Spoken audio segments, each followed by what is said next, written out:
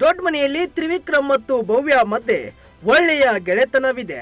ಈ ಗೆಳೆತನ ಇತ್ತೀಚೆಗೆ ದೂರವಾದಂತೆ ಕಂಡರೂ ಮತ್ತೆ ಇಬ್ಬರು ಒಂದಾಗುತ್ತಿದ್ದಾರೆ. ಇಷ್ಟು ದಿನ ಭವ್ಯ ತಪ್ಪುಗಳನ್ನ ತ್ರಿವಿಕ್ರಮ್ ಎತ್ತಿ ಹೇಳುವ ಪ್ರಯತ್ನ ಮಾಡ್ತಿರ್ಲಿಲ್ಲ.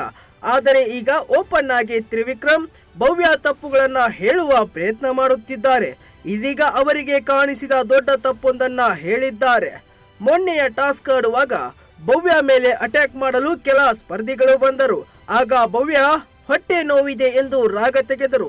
ಇದಾದ ಮರುಕ್ಷಣವೇ ಗೌತಮಿ ಮೇಲೆ ಭವ್ಯ ಅವರೇ ಅಟ್ಯಾಕ್ ಮಾಡಲು ಹೋದರು.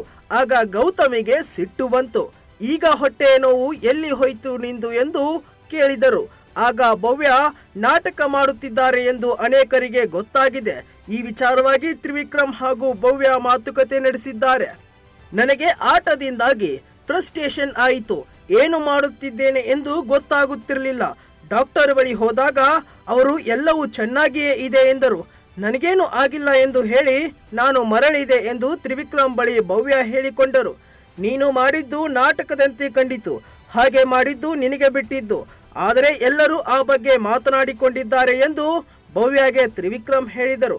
ಫ್ರಸ್ಟ್ರೇಷನ್ ನಿಂದಲೇ ಈ ರೀತಿ ಆಯಿತು ಎಂದು ಭವ್ಯ ಅಭಿಪ್ರಾಯಪಟ್ಟರು. ಸದ್ಯ ಭವ್ಯ ಈ ವಾರ ನಾಮಿನೇಟ್ ಆಗಿದ್ದಾರೆ. ಇವರ ಜೊತೆ ತ್ರಿವಿಕ್ರಮ್, ಚೈತ್ರ, ಮೋಕ್ಷಿತಾ, ಧನ್ರಾಜ್ ಕೂಡ ನಾಮಿನೇಷನ್ ಲಿಸ್ಟ್ ಅಲ್ಲಿ ಇದ್ದಾರೆ.